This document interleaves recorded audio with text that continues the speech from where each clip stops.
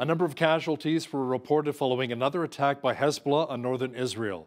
Israeli military officials say at least 150 projectiles were launched towards Haifa on Sunday. Now, to chat about this in more detail is our foreign affairs expert and host of the Foreign Desk, Lisa Daftari, who joins us once again from the City of Angels. Now, Lisa, it appears as though another war has begun between Israel and another Iran-funded terrorist organization.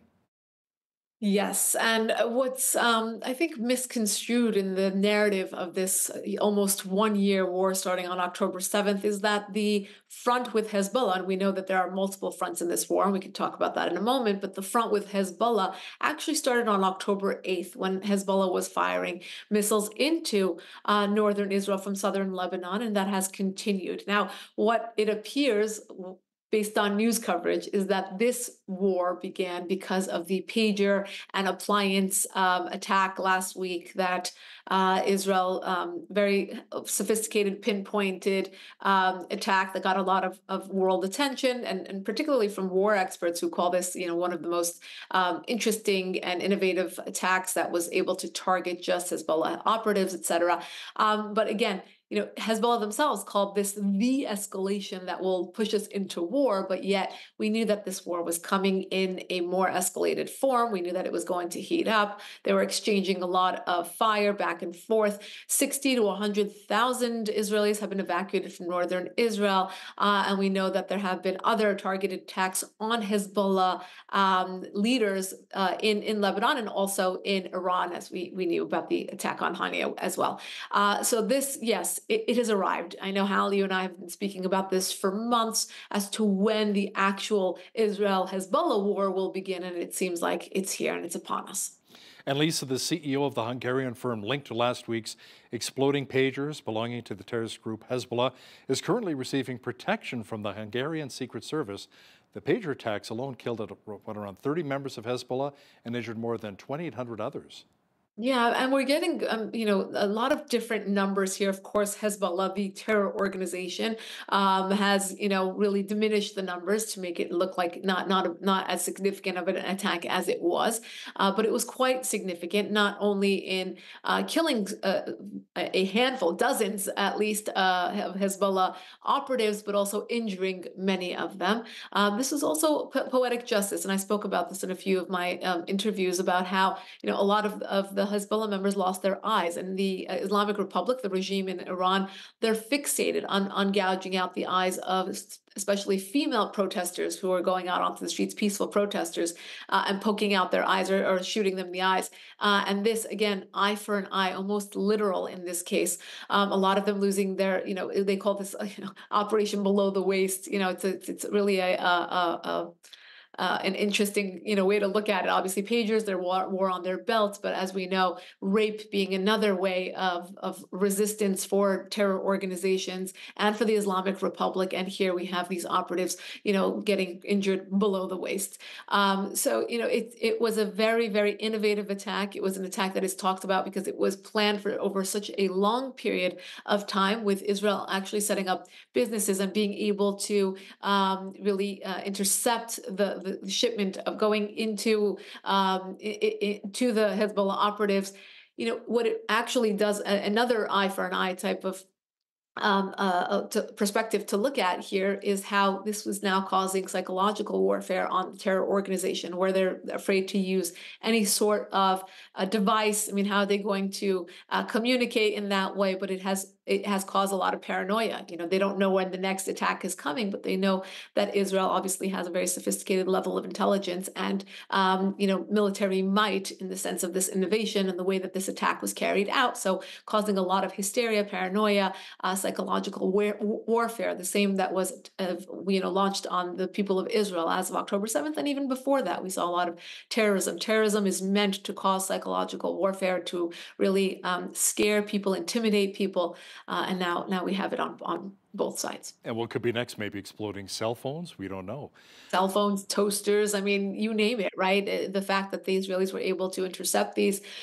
Even I want to mention the Islamic Republic representative to Lebanon was carrying one of these pagers, and it really, and I know we saw a lot of Monday morning quarterbacking by a lot of useful idiots here in the West. I mean, comedians and people in Congress who are defending, Hamas and Hezbollah and continue to do so, said things like, oh my gosh, this should be, a war crime because now we're all at risk, our children's iPads and their phones. And, the response by many was, well, if you're not a Hezbollah operative, you really don't have to worry about this type of attack by Israel. And that's really the bottom line, the fact that they were able to devise an attack that was so pinpointed and only got these Hezbollah operatives. So if you were carrying one of those pagers, you really were labeled and branded as a Hezbollah operative. And what's interesting right now is that the human rights chief for the United Nations says last week's incidents of exploding pagers and walkie-talkies targeting Hezbollah in Lebanon could constitute a violation of international law.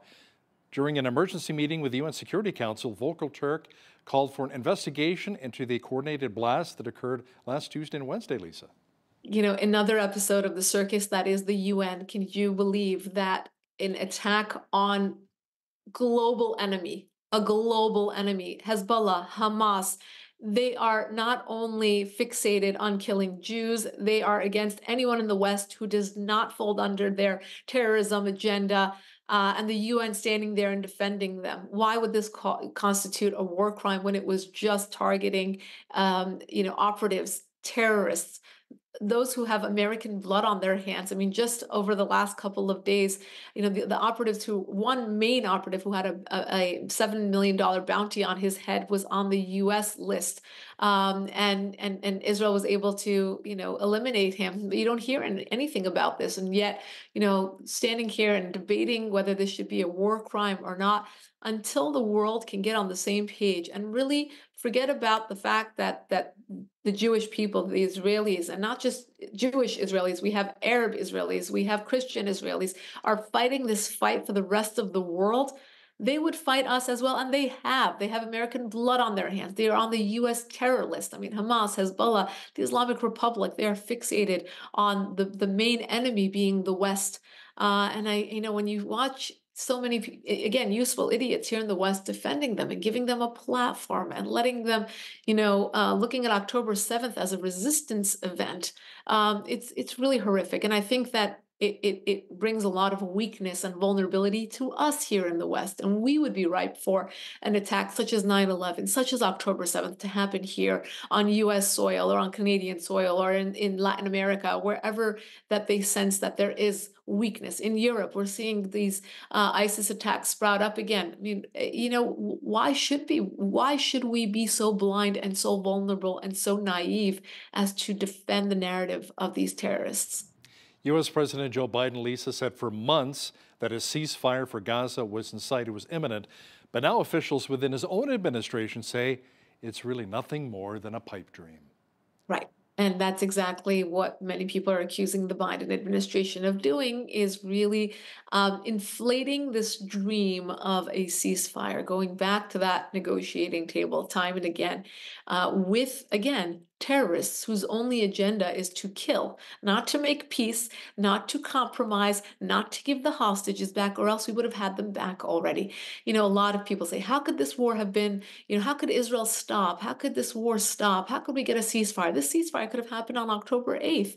If Hamas just gave back the hostages rather, stopped being terrorists, stopped their attacks, this war would have been over. But yet, we find ourselves in a very different position 1 year from that day, and it will continue. And I mean, it's horrific to think what these hostage families have gone through, what the hostages themselves have gone through, and to give that false hope to the families to keep continuing to quote unquote negotiate. You can't negotiate with terrorists. The only language they understand is the language of violence and of might. And Israel kind of goes back and forth with understanding that as well, because they feel restrained. They want to go forward. They want to eliminate Hamas. They want to eliminate Hezbollah. but they feel that they have to also comply with the restraints that have been put on them by the White House.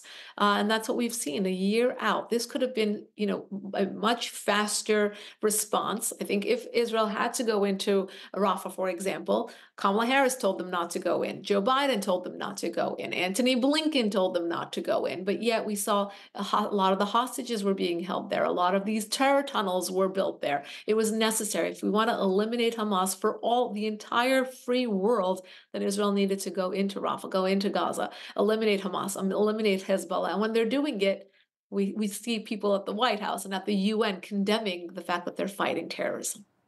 The U.S. will also announce soon that it's withdrawing its military forces from Iraq. U.S. forces, Lisa, have been in the country, as you know, since the Islamic State took control of much of Iraq's northern territory a decade ago. The 2,500 troops stationed there work to support Iraqi forces really dealing with the insurgents there.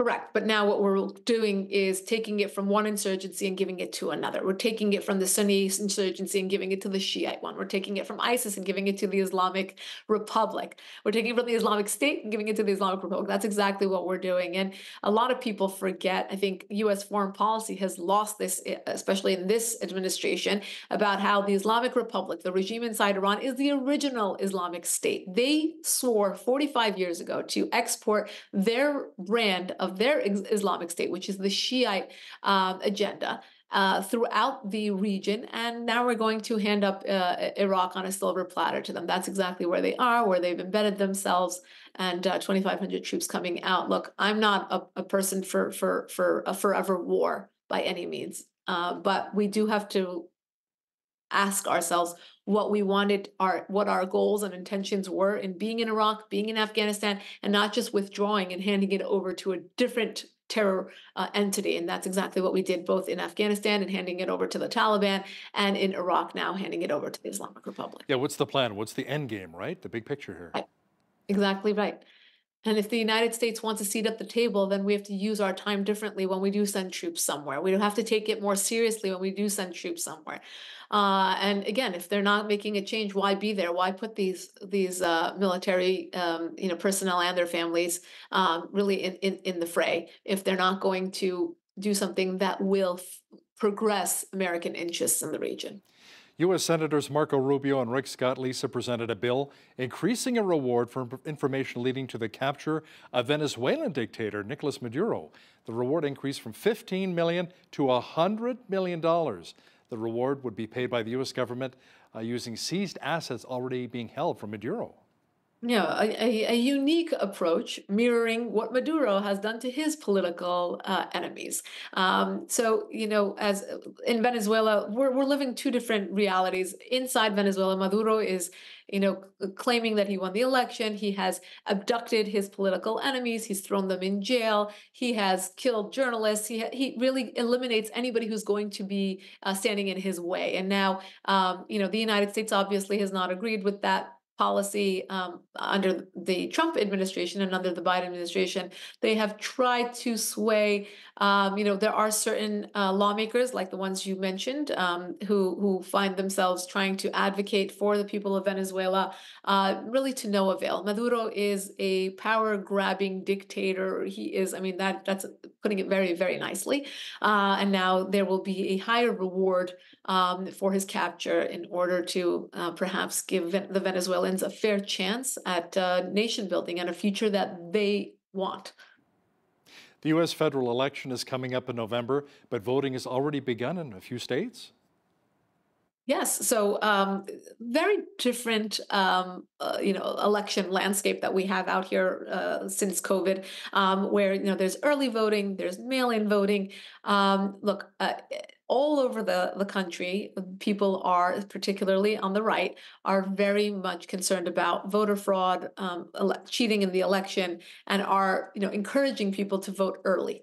In doing so, they believe that their vote will be counted, that there will be more integrity. And I should say that on both sides there are individuals who are advocating for voting integrity, because if you cheat on one side, well, the next time you can cheat on the other. If the system is broken, it could be used by both sides to really rig an election.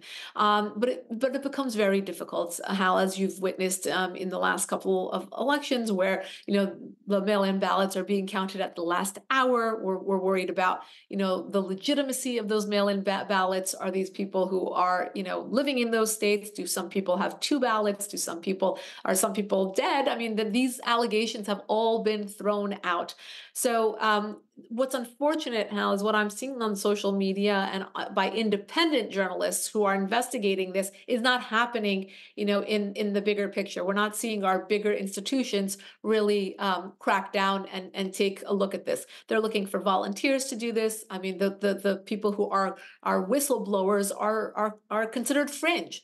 And so this is something that we all have to, really espouse and really dedicate ourselves to in order to figure out if there is cheating, to root it out, to make sure our system is foolproof, to make sure that there aren't polling stations that have technological difficulties, hacking, the electricity goes out. We want it all to be smooth so that we can have as close to a democratic election as possible. She's our political reporter and foreign affairs expert and host of the Foreign Desk. Lisa Daftari, thanks so much for joining us once again from Los Angeles. Thank you so much for having me.